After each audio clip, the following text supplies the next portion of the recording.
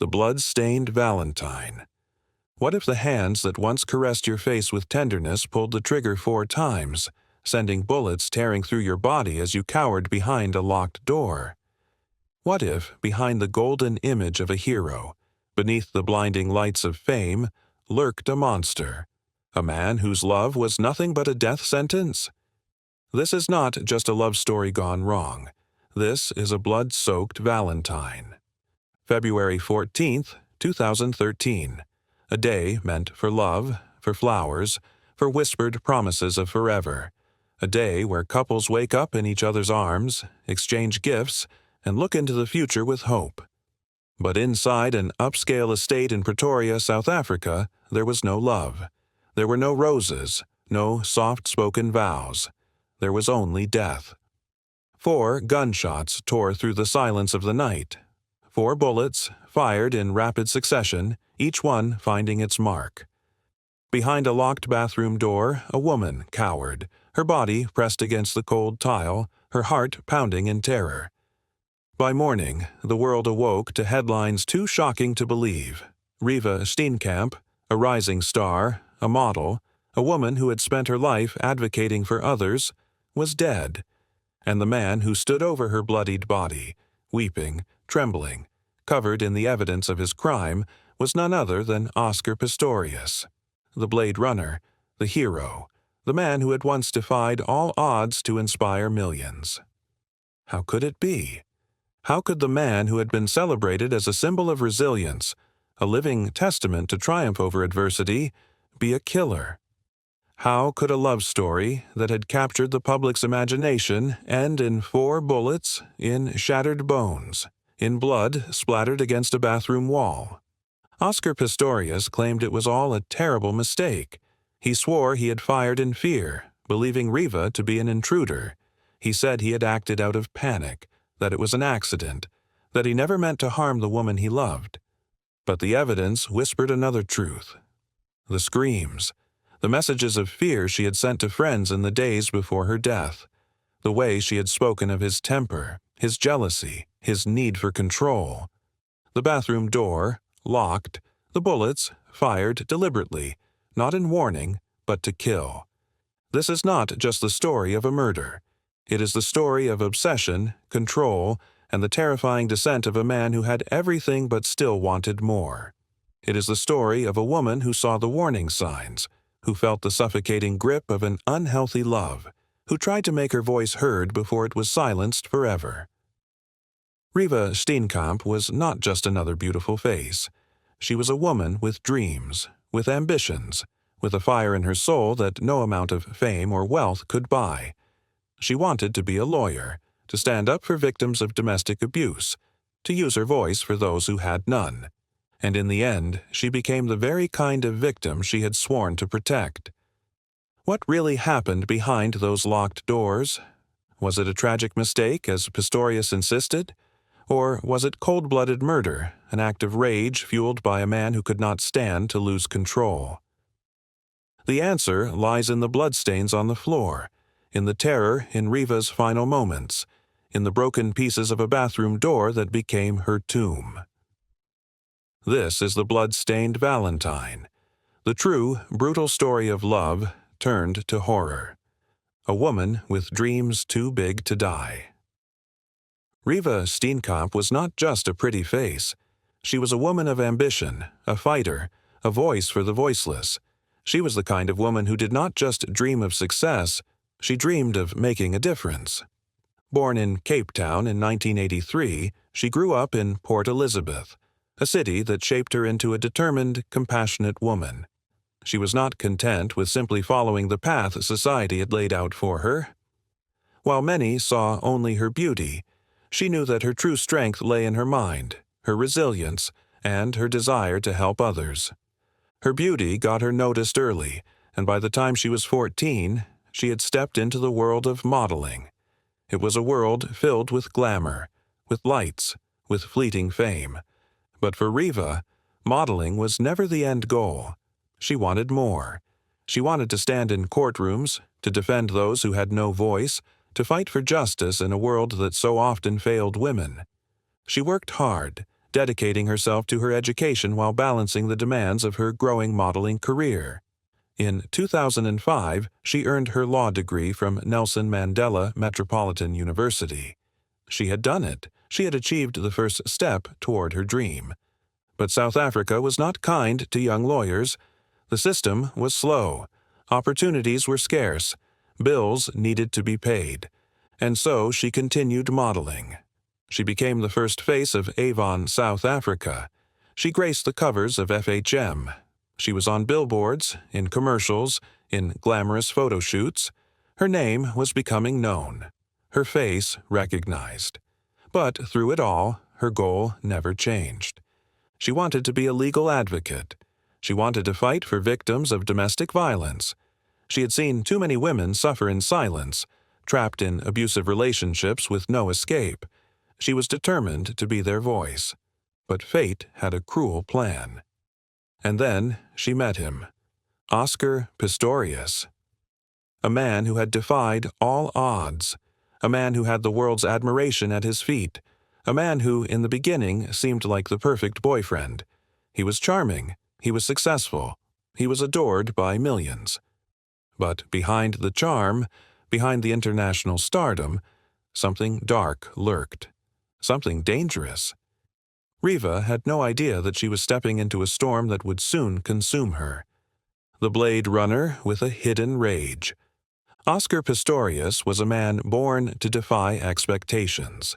From the moment he took his first steps on prosthetic legs, the world saw him as an inspiration.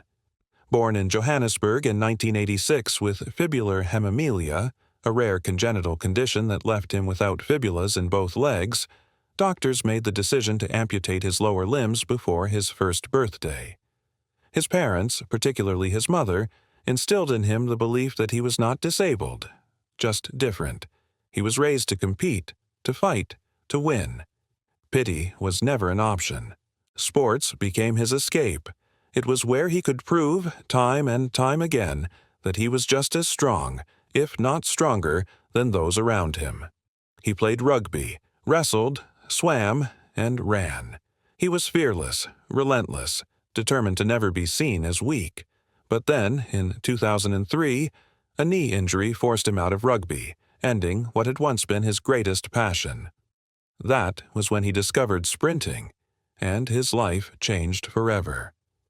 The world watched in awe as he shattered records, becoming the face of the Paralympics. He was fast, determined, relentless. His custom-built carbon fiber blades earned him the nickname Blade Runner, a symbol of defying human limits. His rise was meteoric. He was not just competing in the Paralympics, he wanted more. He wanted to compete against able-bodied athletes, to prove that he belonged among the world's fastest men. Then came 2012, the London Olympics. Pistorius became the first double amputee sprinter to compete against able-bodied athletes. The crowd roared as he took the track, his blades slicing through the air, his body propelling forward with unmatched speed. He was a legend in the making, a symbol of perseverance. The world celebrated his victory, his resilience. Sponsors lined up, Nike, Oakley, Thierry Mugler, brands eager to associate themselves with his success. He had money, fame, adoration. He was untouchable. But behind the gold medals and flashing cameras, something darker lurked beneath the surface. Oscar Pistorius had a temper, a violent one. Those closest to him knew it. His charm could vanish in an instant, replaced by rage, aggression, and an uncontrollable need for dominance. He was short-fused, explosive. His anger wasn't just competitive. It was dangerous. He had been in fights, had threatened people, had been reckless with guns. Stories of his temper surfaced over the years. A man shot through a car's sunroof during an argument, a gun fired in a restaurant, an altercation with a woman at a party. Incidents were dismissed, excused, buried under his growing legend. He was Oscar Pistorius. The world refused to see the cracks forming beneath his perfect image. And then there were his relationships. Women who had dated him before spoke of jealousy, possessiveness. a man who wanted control, a man who needed obedience. Then, in November 2012, he met Riva Steenkamp. She was different. Beautiful, intelligent, fiercely independent. She wasn't just another girl swooning over his fame. She had her own ambitions, her own dreams. She was warm, kind, accomplished, a woman who wanted to make a difference in the world. That's what fascinated him. That's what made him want her even more. At first, it seemed like the perfect love story. South Africa's most celebrated athlete and its rising star in the world of fashion and television. They appeared together at red carpet events, their hands intertwined, their smiles wide. The media adored them. But behind closed doors, something was wrong. Oscar Pistorius didn't just love. He possessed. Friends saw it. Riva felt it. The control, the jealousy, the subtle but unmistakable signs of dominance. He didn't like when she spoke to other men. He didn't like certain outfits she wore. He was watching her, monitoring her, molding her into something that fit into his version of perfection. She was slipping into his shadow, and Riva knew it. As Valentine's Day 2013 approached, the cracks in their relationship had grown too deep to ignore. The fairy tale romance was slipping into something far more dangerous. The final hours before death. February 13, 2013. Riva Steenkamp was excited. It was her first Valentine's Day with Oscar Pistorius, and she had planned something special. She had wrapped his gift carefully, a framed collage of their happiest moments together, reminders of the love she thought they shared. Inside the card, she had written a simple yet powerful message. "I think today is a good day to tell you that I love you." It was meant to be a celebration of love, a promise of affection. But beneath that excitement, something lingered, an unease that she did not put into words. That night, as Oscar moved around the house, Riva sat in his bedroom, focused on something far more important than gifts and romance. She was preparing a speech, one she was scheduled to give the next morning. It was a speech about violence against women, about standing up against abuse. A cruel twist of fate. She was writing about the dangers women face, the warning signs of a dangerous relationship, all while she was trapped in a house with the very kind of man she was warning others about. Their relationship had been strained for weeks. The fairy tale had begun to unravel, revealing a darkness that could no longer be ignored. Riva had confided in her closest friends about Oscar's temper, about the way his jealousy flared over small things. He didn't like when she spoke to other men. He didn't like certain outfits she wore. He wanted control. The messages between them, later uncovered by investigators, painted the picture of a woman walking on the edge of fear, trying to hold on to love while sensing the danger beneath it. "I'm scared of you sometimes, of how you snap at me." She had sent those words to him in a text message. She had felt the sharp sting of his rage before, the unpredictable way he could go from affectionate to furious in mere moments. And yet, like so many before her, she had chosen to believe he would change. That night, perhaps, she still held on to hope. But something happened inside that house, something that turned a night meant for love into a night of rage, blood, and death. Neighbors would later recall hearing an argument. Raised voices, tension thick enough to seep through the walls. The kind of fight that had an air of finality to it, anger that had reached a breaking point. Only two people knew what truly happened in those final moments. And one of them would never speak again. At some point, Riva retreated to the bathroom. Had she gone in to cool off, to escape the escalating fight? Was she trying to create space, to avoid another one of Oscar's temper-fueled outbursts? Or had she gone inside in sheer terror, her heart racing, her mind desperate for a way out?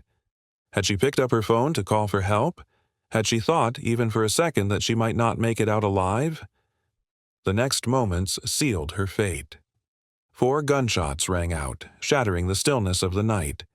4 bullets tore through the wooden bathroom door, each one carrying an intent that could never be undone. 3 of them found their target: her skull, her arm, her hip. The force of the shots sent her collapsing to the cold tiles, her body convulsing as life began to drain from her. Blood spilled out, seeping into the cracks of the floor, painting a scene of horror. On the other side of the door, Oscar Pistorius stood frozen, gun in hand, chest heaving, his body vibrating with adrenaline. His ears rang from the echo of his own gunfire. His breath came in sharp, uneven bursts. And then, a terrible realization. What had he done? The gun slipped from his grasp, clattering onto the floor. His legs moved before his mind could catch up, and he grabbed a cricket bat, swinging it wildly at the locked bathroom door. Wood splintered, shards of it flying in every direction. The door cracked apart beneath his strength, exposing the nightmare inside. Riva lay there, crumpled in a corner. Her eyes were open, but they saw nothing. Her mouth was parted, as if she had tried to say something, to call out one final plea for mercy. Blood pooled beneath her, staining her pale nightwear. Her long blonde hair, once a symbol of elegance, was now soaked in deep red. She was still breathing, barely. Oscar screamed for help, his voice frantic, desperate, no longer the sound of a controlled man, but of someone who knew he had destroyed something irrevocable. He tried to lift her, to shake her awake, but there was no waking up from this. He called for paramedics. He called for security. He pleaded, but it was too late. Riva Steenkamp, daughter, model, lawyer, advocate, was gone. A woman who had spent her life fighting for justice had met the cruelest injustice of all, to die at the hands of the man she loved. The fairy tale had ended, but not with roses, not with whispered love and candlelit romance. It had ended with bullets, blood, and brutality. Outside, the world still slept, unaware of the darkness that had unfolded behind the walls of that upscale Pretoria estate. The news had not yet broken. The headlines had not yet been written. But when morning came, the name Oscar Pistorius would no longer be spoken with admiration, with pride. It would be spoken with horror. The crime scene of horror. The silence of the night had been shattered by gunfire. Inside the luxurious estate, death had settled, thick and unmoving, as if the walls themselves had absorbed the horror of what had just taken place. The master bedroom bore no signs of forced entry, no shattered windows, no broken locks. But the absence of an intruder did not mean the absence of violence. Chaos was everywhere, destruction left behind in the wake of something far darker than an ordinary crime. Blood smeared the pristine marble floors, streaked in uneven lines as though someone had tried to move, tried to reach for life even as it slipped away. A cricket bat lay abandoned, its once polished surface stained with deep crimson, a silent witness to what had unfolded. The sharp metallic scent of gunpowder lingered in the air, interwoven with something more sickening, the unmistakable suffocating stench of fresh blood. The bathroom door told its own story. The wood had been splintered apart, broken by brute force. Bullet holes gaped in the panels, black-edged and gaping, marking the precise trajectory of death. Inside, the scene was unrelenting in its brutality. Riva Steenkamp's body lay crumpled in a corner, motionless, stripped of warmth. Her limbs were contorted in a way that suggested she had collapsed mid-movement. Her final act, not one of defiance, but of sheer terror. The white-tiled floor beneath her was no longer white. It was slick, painted red by the slow and steady flow of her life's blood. Oscar Pistorius was the first to call for help. His voice was frantic, thick with something between shock and desperation. "I thought she was an intruder," he repeated, his words tumbling over each other, frantic, as though saying them enough times would somehow make them true. But no amount of repetition could undo what had been done. No amount of panicked words could change the truth that was staring back at him. The evidence whispered its own tale, one of horror, of brutality, of a moment in time where rage had overridden reason. Forensic experts arrived, their faces grim as they surveyed the wreckage. The position of Riva's body told them everything they needed to know. She had not been standing when the bullets tore into her. She had not been lunging forward or attempting to escape. She had been low, pressed against the wall, a posture not of attack but of desperate defense. She had been trying to protect herself. The bathroom was small, confined, a death trap. There was no window, no exit beyond the locked door that had ultimately become her execution wall. Neighbors had heard the screams, piercing, high-pitched, unmistakable terror in a woman's voice, and then an eerie, suffocating silence.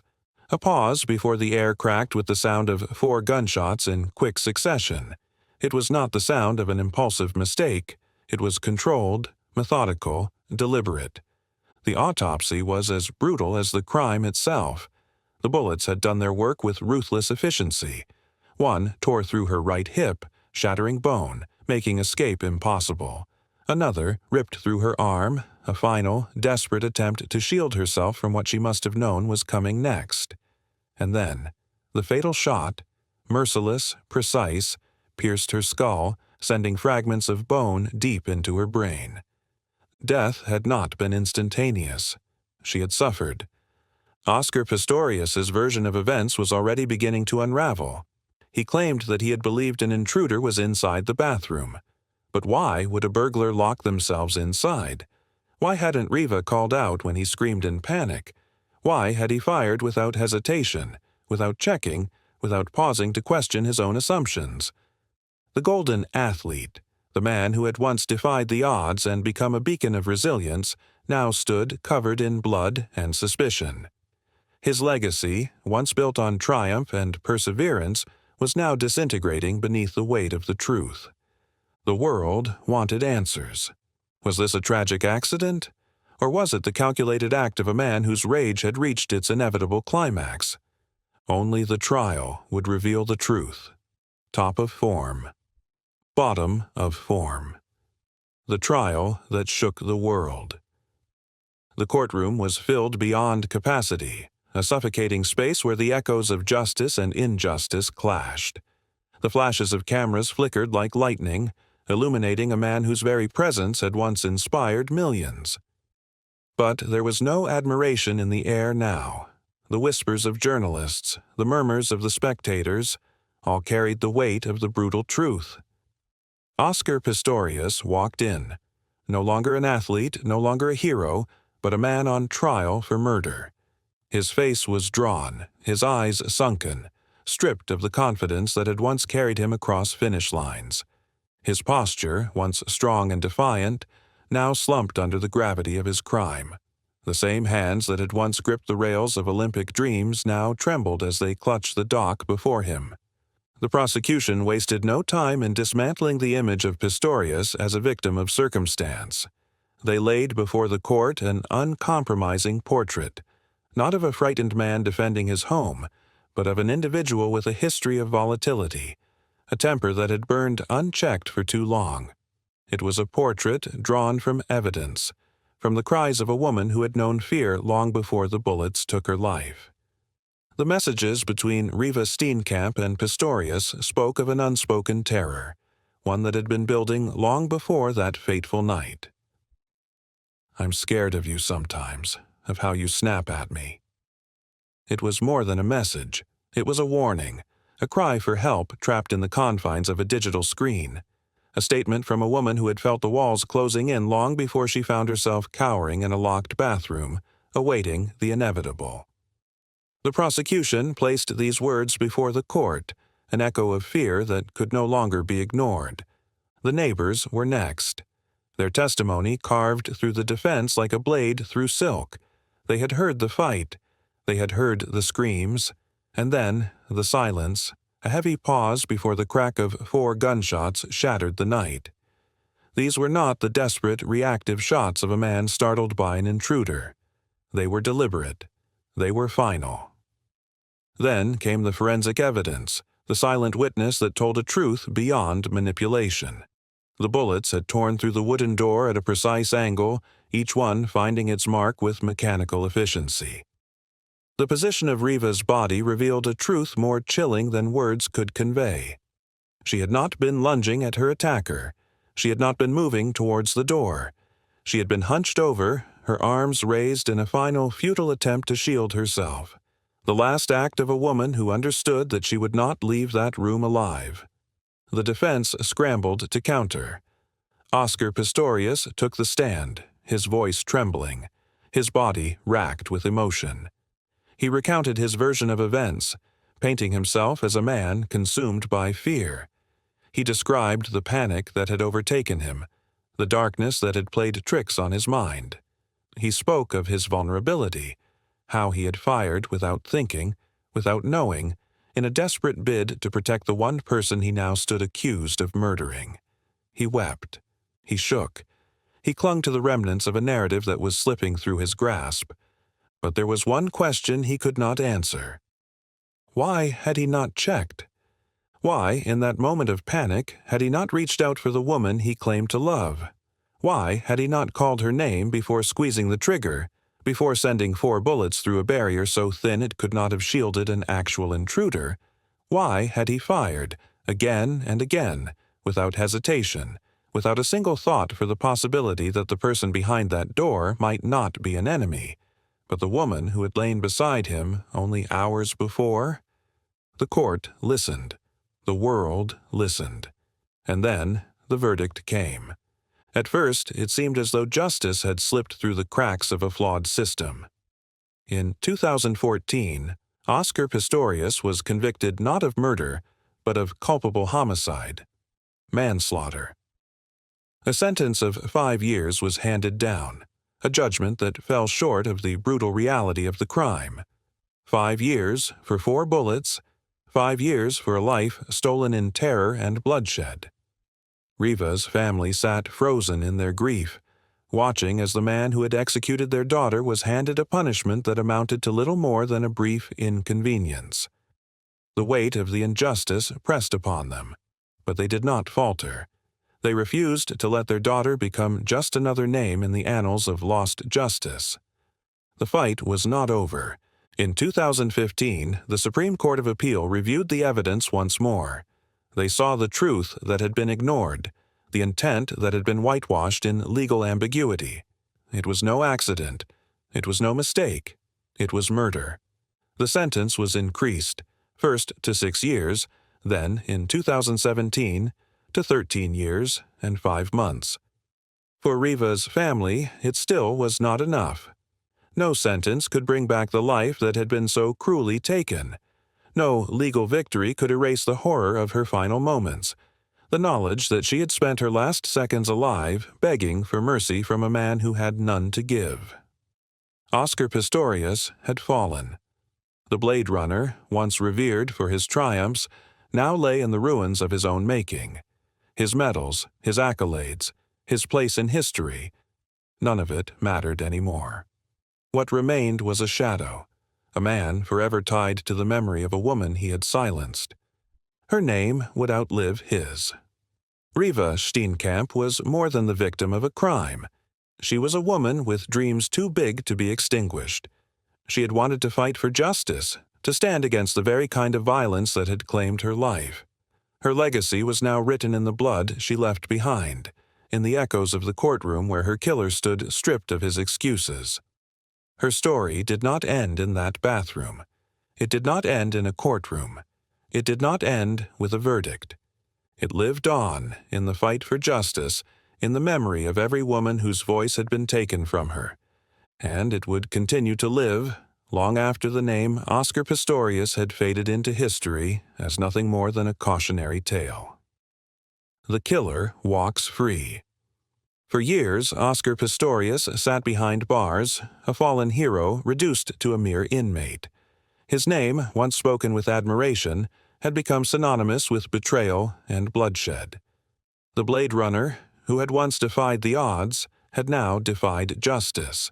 But despite the evidence, despite the horror of his crime, there were still those who sympathized with him, who believed his story of fear and misjudgment. But how does one mistake the love of their life for an intruder? How does one fire 4 shots into a locked bathroom door without once wondering if the person inside might be the woman they had just spent the night with? Time passed, but the world did not forget. Every parole hearing was met with backlash. Every appeal was dissected by the media, by legal experts, by the people who had followed this case from the beginning. Riva's family fought tirelessly, ensuring that the world never forgot what happened on that blood-stained Valentine's Day. They sat through every court appearance, every appeal, reliving the horror over and over again. But despite the protests, despite the pain of Riva's parents, despite the outcry from women's rights activists and domestic abuse survivors, the South African legal system made its decision. And on January 5, 2024, the unthinkable happened. Oscar Pistorius walked free. He had served just 9 years of his 13-year sentence. 9 years for the brutal, merciless execution of a woman who had done nothing but love him. 9 years for 4 bullets that tore through flesh and bone, for a crime so savage that it left an entire nation in shock. 9 years. That was all her life was worth. The decision sent shockwaves across the world. There were no parades, no celebrations, but there were whispers, questions, fear. Had justice truly been served? Or had fame and privilege once again tipped the scales in favor of a murderer? Riva's mother, June Steenkamp, had already faced her daughter's killer once in a restorative justice meeting inside the prison. She had looked into the eyes of the man who had stolen her child from her. She had listened to his words of regret. But deep inside, she knew this was not remorse, this was self-pity. When Pistorius was released, she did not hold back. He hasn't changed. He still has anger inside him. He is still dangerous. And then, barely weeks after his release, Pistorius proved her right. He had a new girlfriend now, Rita Grayling, a woman eerily similar to Riva. The resemblance was haunting. Blonde, delicate features, a soft smile. The media exploded with comparisons. It was as if he had replaced Riva with her ghost, as if he were attempting to recreate the very relationship he had destroyed with his own hands. Riva's sister, Simone Cowburn, was horrified. "Did he want a look-alike?" she asked, her voice breaking. "Did he think he could just replace her, as if she never existed?" It was a chilling thought. Was this new woman safe? Did she know what he had done? Did she understand the kind of man she was with? Oscar Pistorius had been given a second chance, but Riva never got one. She spent her final moments in terror, cowering in a locked bathroom, pleading for her life. And now, the man who had stolen that life was free. Free to walk, free to love, free to start again. But Riva would never start again. Her body lay in a grave, beneath the cold earth, her dreams buried with her.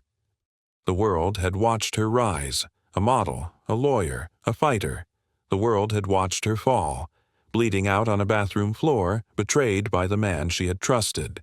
And now the world was watching once more, wondering, would history repeat itself? Had prison changed him? Had those years behind bars taught him anything? Or was the rage still there, waiting to surface again? Was he simply waiting for his next victim? This was not a love story. It was a murder, not a tragedy, but an execution.